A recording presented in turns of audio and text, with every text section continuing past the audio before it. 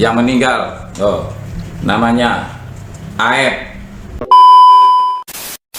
Assalamualaikum warahmatullahi wabarakatuh. Gimana kabarnya saudara semua? Semoga dalam keadaan sehat walafiat ya. Saya doakan saudara semua sekarang dalam naungan Allah Subhanahu wa taala.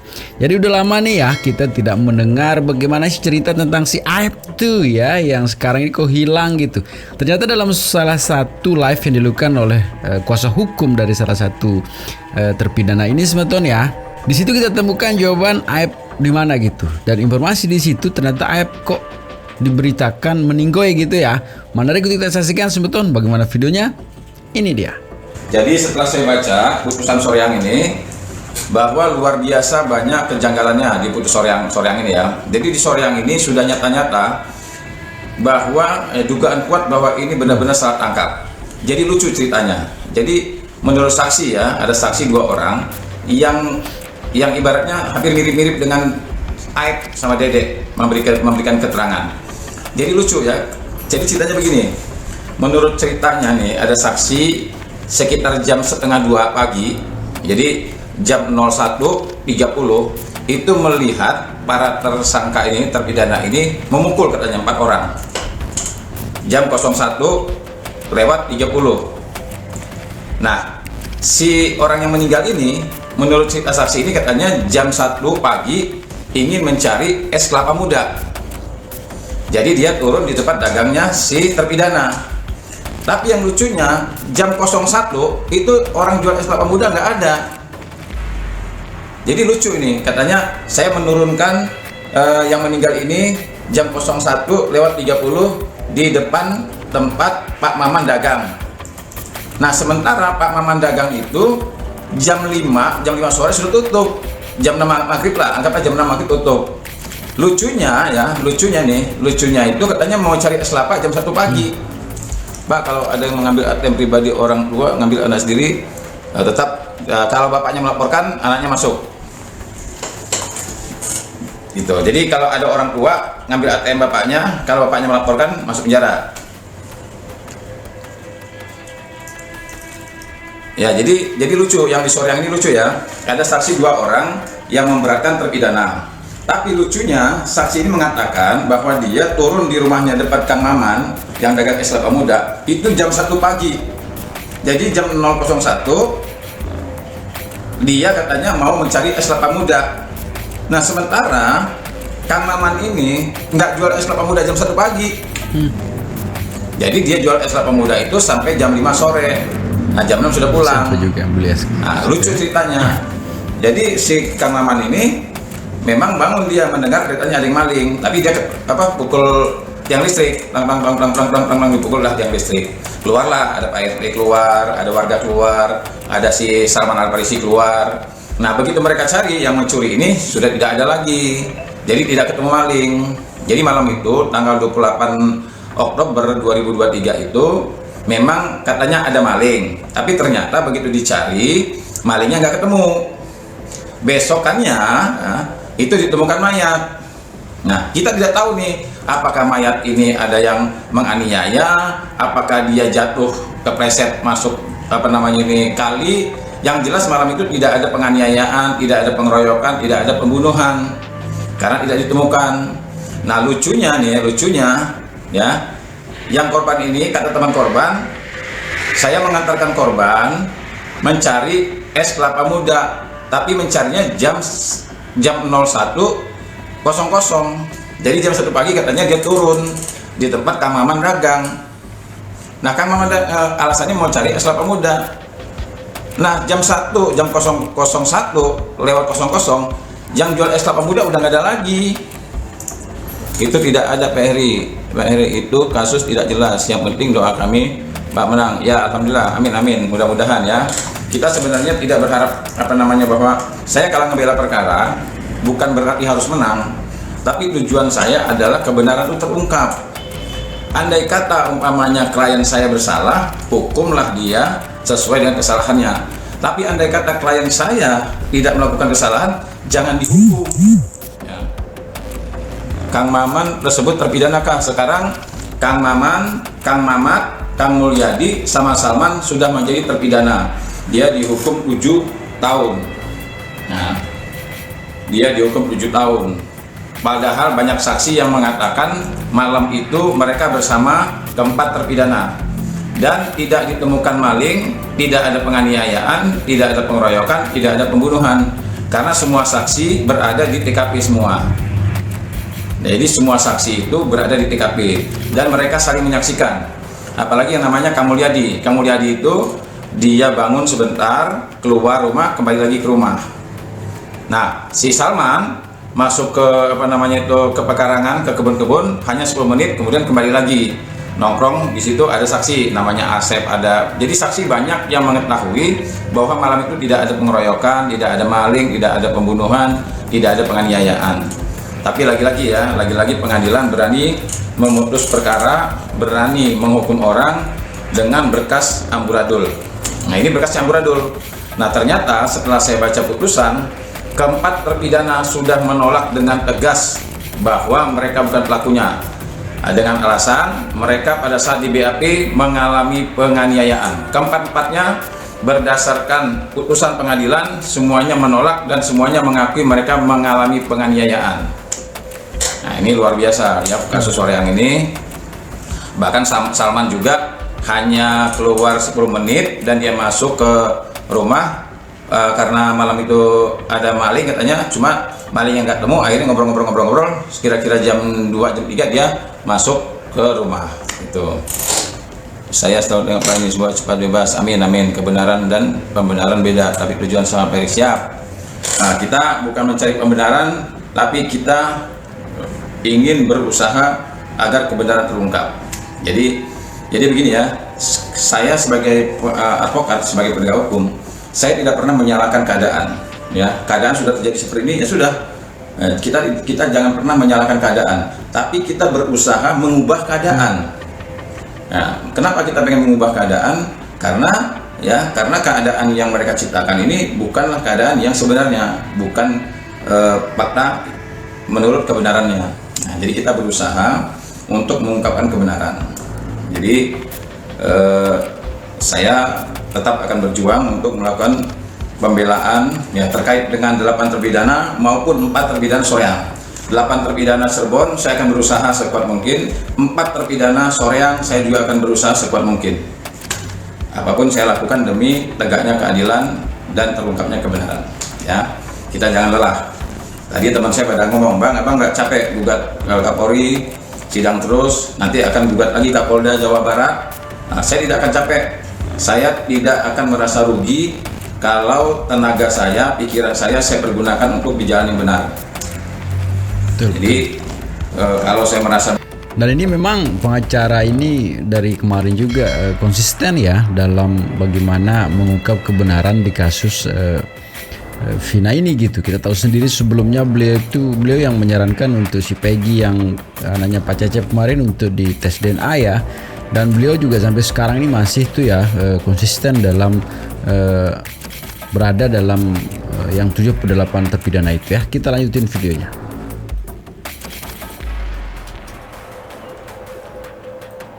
Bahwa apa yang saya lakukan adalah di jalan kebaikan, di jalan kebenaran, saya tidak akan merasa rugi. Ya, besok kalau seandainya mediasi gagal, saya pastikan saya akan gugat, saya akan bawa ke peradilan Kapolda Jawa Barat dan Kapolri lagi. Saya tidak akan lelah, silakan, nggak apa-apa, tenaga saya keluar. Dan di Bandung juga, hari Jumat mungkin saya akan ke Bandung juga nih. Hari Jumat saya akan ke Bandung, saya akan ngobrol-ngobrol lagi sama keluarganya, keluarganya keluarganya Salman. Ya, hari Jumat saya akan ke Bandung lagi untuk diskusi sama keluarganya Salman Soreang. Saya akan mendalami lagi perkaranya Salman. Ada beberapa yang pengen saya tanya di Bandung dengan keluarganya Salman. Ya, siapa saksi yang memberatkan Salman? Saksi memberatkan Salman hanya ada 2, dan saksi itu bisa saya patahkan dengan gampang karena saksi itu memberikan keterangan yang sangat tidak masuk akal. Jadi dia katanya menurunkan si korban, si yang meninggal ini jam 1.00 dengan alasan ingin mencari es kelapa muda. Padahal jalan itu jalan sepi, jalan kebun semua. Nah, jam 1 ingin mencari es kelapa muda. Di mana jual es kelapa muda jam 1? Jam 1 pagi. Dan juga tidak mungkin korban diturunkan di tengah-tengah hutan kalau seandainya tidak ada yang dagang. Nah, gitu. Jadi lucu kalau seandainya ada orang mengatakan saya turunkan katanya orang ini yang meninggal ini jam 1 pagi ingin mencari es kelapa muda, sementara yang dagang tidak ada di sana. Kan nggak masuk akal. Dia menurunkan orang ingin mencari es kelapa muda, tapi yang jual es kelapa muda sudah nggak dagang lagi, sudah tutup. Pak, nanti ramai bersuara esok, Pak. Iya. Terus saksi satu lagi siapa? Satu lagi saksinya kalau nggak salah siapa namanya? Nanti saya ambil berkasnya ya, sebentar ya. Siapa juga yang beli es gitu ya?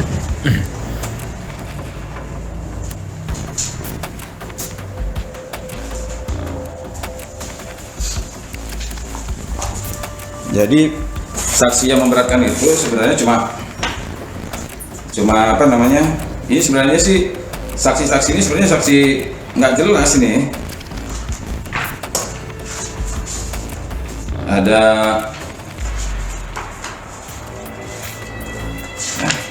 yang jelas saksi-saksinya mah udah bisa dipatahkan lah ini. Siapa ini saksinya nih? Dedek sama siapa ini? Entar dulu.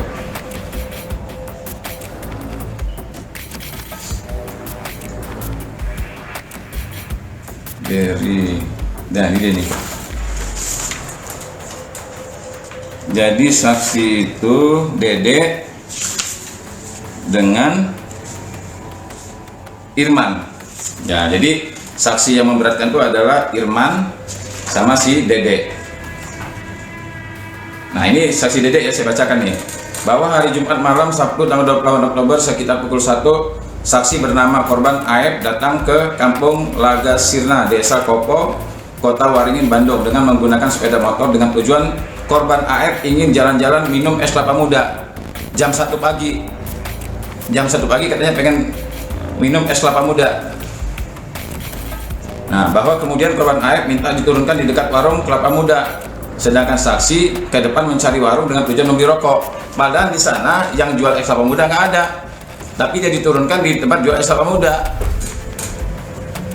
Nah, lucu ya. Nah, terus dia mencari warung. Jadi dia menurunkan si korban sendirian jam 1 malam, jam 1 pagi. Kemudian dia pergi katanya cari rokok. Nah, sementara di situ nggak ada warung. Ini nggak masuk akal banget. Nah, ini lain lagi nih kalau si Mbak Irman nih.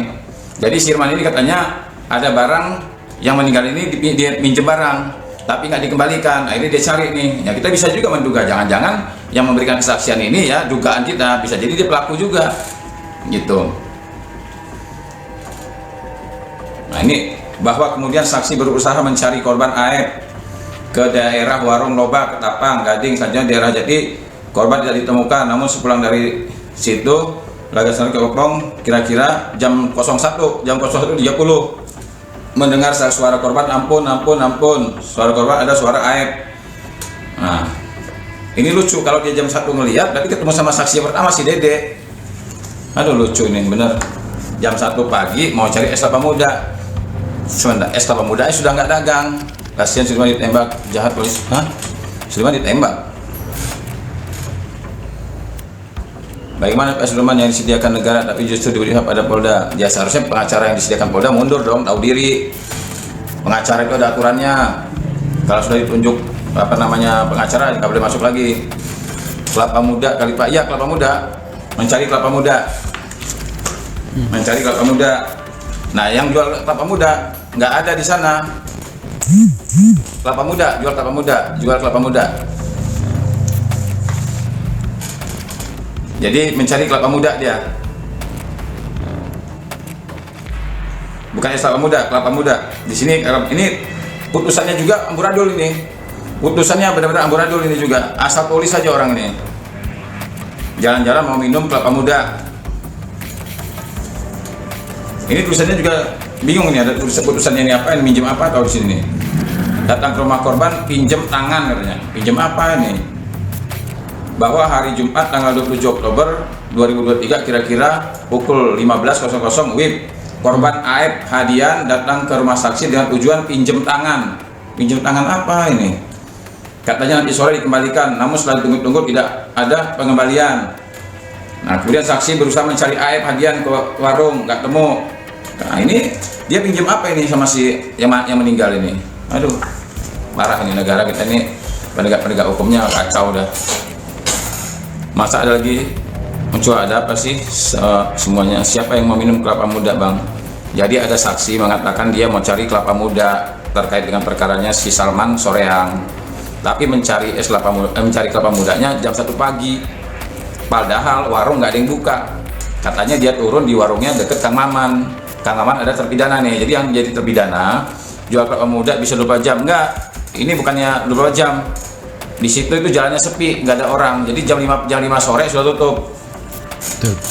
Jadi jam 5 sore yang jual kelapa udah nggak ada lagi. Ya, jangankan di Soreang, di Jakarta aja ya, yang jual kelapa muda udah nggak ada lagi jam 12 malam. Ya, jadi teman-teman mesti tahu ya, di kota besar Jakarta mau nyari kelapa muda itu jam 12 malam udah nggak ada lagi. Nah, sekarang ada namanya apa namanya tuh si Dede memberikan kesaksian, katanya nurunin si Aep. Ini namanya sama juga lagi, saksinya nama si Dede, yang meninggal namanya si Aep. Ini nama Aep sama si Dede ini jadi selebriti nih. Nah, ini namanya Dede nih tuh, namanya Dede, saksi Dede. Nah, yang meninggal tuh namanya Aep. Oh, Aep. Tuh Aep tuh namanya. Aep Hadian. Jadi yang meninggal namanya Aep, saksinya namanya Dede. Dede mengatakan menurunkan Aep jam 1 pagi mencari kelapa muda. Padahal yang jual kelapa muda nggak ada, warungnya tutup. Jadi buat kelapa muda itu bukanya pagi sampai sore. Kok yang meninggal Aep? Iya, yang meninggal namanya Aep. Ya, tiba-tiba hari Minggu si Aep ditemukan sudah meninggal jam 10 atau jam 11. Nah, kemudian polisi melakukan penyelidikan. Hebat ya. Jadi hebat kita ini. Kita ini punya polisi melakukan penyelidikan dalam perkara pembunuhan. Ya, kalau Vina Cirebon melakukan penyelidikannya nggak ada, langsung bisa menemukan tersangka. Kalau di perkaranya Salman tanggal 29 hari Minggu ditemukan mayat, hari Selasa sudah bisa menemukan pelakunya. Hebat nggak? Apa namanya penyidik Indonesia ini ya? Jadi bisa melakukan penyelidikan dan bisa menentukan siapa pelakunya dalam hitungan 2 hari. Nah, padahal perlu dilakukan penyelidikan menggunakan metode scientific crime investigation. Di sini tidak ada hasil sidik jari. Nah, sidik jarinya bagaimana? Barang yang digunakan apa? Apakah ada sidik jari di tangan, di bajunya si tersangka, ataukah di bajunya si pelaku? Nggak ada. Itu dulu hakim apa itu? Sahabat kelapa muda gelondongan beda dengan es kelapa muda. Ya, kelapa muda ini kelapa muda namanya. Banyak Bang PH tunjukkan polisi justru merugikan klien orang yang tidak mampu. Ya, makanya gini. Makanya saya sama teman-teman sudah sepakat ya. Sudah sepakat teman-teman. Semua nanti ya, siapa saja yang memiliki yang berhadapan dengan hukum, silakan bisa menghubungi kami ya. Apalagi memang tidak jauh-jauh dari Jakarta ya, umpamanya kayak Bandung juga masih bisa kok. Jadi teman-teman gini ya, saya kasih masukan, ketika teman-teman ya berhadapan dengan hukum, jangan mau diperiksa kalau tidak ada pengacara ya, jangan mau diperiksa kalau nggak ada pengacara. Nah, kalau teman-teman sekitar Jabodetabek, Bandung dan lain sebagainya, saya bersedia dampingi. Silakan, itu ada nomor handphone saya, nomor WA saya, sudah saya cantumkan di Instagram tuh, di atas tuh ya, di profil saya masukkan WA saya. Jadi kalau teman-teman butuh bantuan pendampingan, silakan hubungi ya, apalagi sekitar Jabodetabek ya, saya akan dampingi ya, apalagi permasalahan hukum serius, pembunuhan ya, pemerkosaan dan lain sebagainya, silakan. Saya juga akan membentuk nanti gerakan peduli kemanusiaan dan keadilan. Saya sudah komunikasi dengan teman-teman. Jadi gerakan peduli kemanusiaan dan keadilan ini ya khusus nanti menangani ya terkait dengan kemanusiaan dan keadilan. Jadi kita jangan pernah bosan, jangan pernah lelah, jangan pernah berhenti dalam upaya menegakkan keadilan. Ya, sudah ditangkap, disiksa, diperiksa, baru diberi PH. Nah betul. Jadi Salman Soreang dan teman-teman ini ditangkap, kemudian dianiaya, sudah mengaku, baru didampingi sama penasihat hukum. Cuma mereka di pengadilan membantah. Mereka di pengadilan secara tegas, keempat terpidana ini menyatakan dengan tegas mereka mengalami penganiayaan dan dipaksa mengaku. Nah, cuma lagi-lagi hakim kita ini banyak yang tidak sehat, ya, banyak yang tidak sehat. Nah, inilah yang makanya saya katakan begini ya, pengadilan itu seharusnya tidak memberikan hukuman atas ketidakadilan bagi mereka yang tidak melakukan kesalahan. Nah, saya ulangi nih. Pengadilan tidak pantas menjatuhi hukuman atas ketidakadilan bagi mereka yang tidak melakukan kesalahan. Kita semua mengimpikan, ya, kita semua menginginkan ada penghormatan terhadap hukum. Bagaimana agar masyarakat ini memberikan penghormatan terhadap hukum?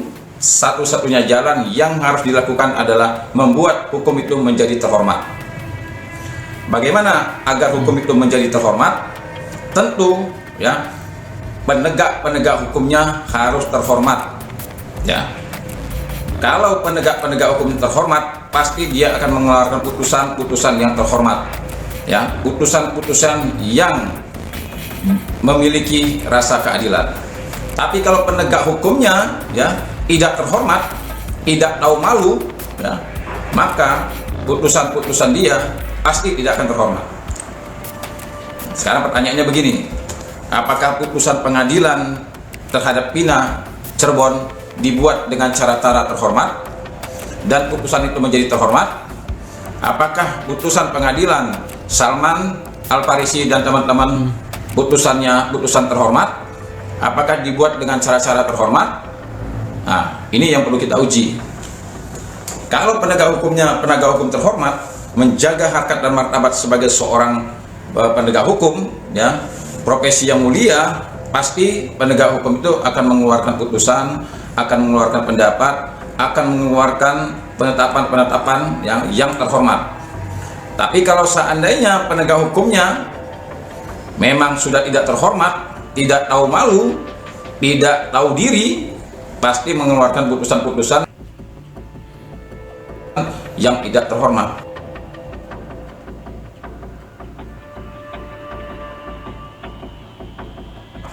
Nah, itu masalahnya.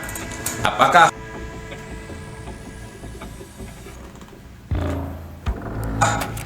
tindakan mengeluarkan? Dan ini memang ada dua nih, saya kasih contoh ya. Dalam perkara Pina Cirebon 2016 perkara itu, nah diputus 2017, ya, putusannya ada. Apakah teman-teman semua bisa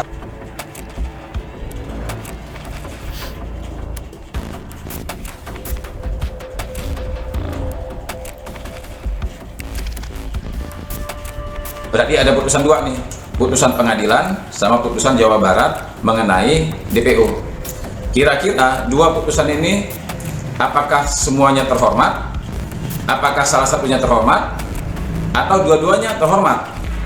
Atau dua-duanya tidak terhormat? Atau salah satunya tidak terhormat? Nah, coba teman-teman silakan dipikirkan. Jadi putusan pengadilan, coba teman-teman silakan dipikirkan. Jadi putusan pengadilan yang buat dengan cara-cara dengan menghilangkan dua DPO, kira-kira itu terhormat nggak? Kasus Soreang itu orangnya mana, Pak? Kasus Soreang itu ada di TikTok saya itu, namanya Salman Al-Farisi, Muhammad Salman Al-Farisi. Yang kedua Kang Maman, yang ketiga Kang Mamat. Nah, Yang ketiga Kang Mulyadi. Jadi ada, ini saya belum dapat fotonya. Kang Mamat sudah ada fotonya. Sama sudah ada fotonya. Saya sudah masukin fotonya. Yang keempat ini sih sudah masukin fotonya semua. Tapi saya minta fotonya satu persatu nanti sama keluarganya. Nah, mungkin saya hari Jumat akan ke Bandung, minta foto-fotonya langsung biar bisa saya dalami lagi. Apakah yang terhormat Bang sebaiknya memalukan? Ya, betul. Jadi apakah mereka terhormat atau tidak? Ya kita kembalikan ya. Kita kan bisa menilai. Korban seorang itu yang mana? Oh, itu orangnya mana? Ya itu fotonya Salman, udah ada Salman Al Farisi, kan sudah saya kasih tuh. Fotonya dia lagi main bola. Jadi Salman Al Farisi ini adalah pemain bola yang tergabung di dalam seri Liga Jawa Barat. Ya, aku kurang paham hukum, tapi menurutku janggal DPO 2 hilang. Ya, Bang, bagaimana besok sidang? Besok sidang jam 10 pagi di Pengadilan Negeri Jakarta Selatan, acaranya mediasi. Kalau besok mediasi tidak menemui jalan keluarnya, ya, saya dan teman-teman akan mendaftarkan gugatan pra peradilan terhadap Kapolda Jawa Barat. Ya. Jadi saya sudah ngambil keputusan. Kalau besok tidak ada kesepakatan antara kami dan Kapolri, antara penggugat dan penggugat untuk membuka CCTV dan handphone, maka dalam hitungan besok atau lusa saya akan daftarkan permohonan pra peradilan dan saya akan lawan Kapolda Jawa Barat. Jadi segitu aja penonton ya. Semoga videonya bisa memberikan informasi terbaru nih ya tentang perkembangan kasus Vina ini ya. Terus kawal kasus ini sampai 7 per 8 orang itu akan dibebaskan. Jadi segitu saja penonton. Semoga videonya bisa memberikan informasi terbaru ya. Selalu juga saya berpesan di akhir video jangan cepat termakan hoak. Selalu jaga persatuan dan kesatuan setiap persaudaraan kita. Dan jangan nakal juga tuh ya, karena sedikit nakal bisa berakhir fatal. Segitu saja penonton. Assalamualaikum warahmatullahi wabarakatuh.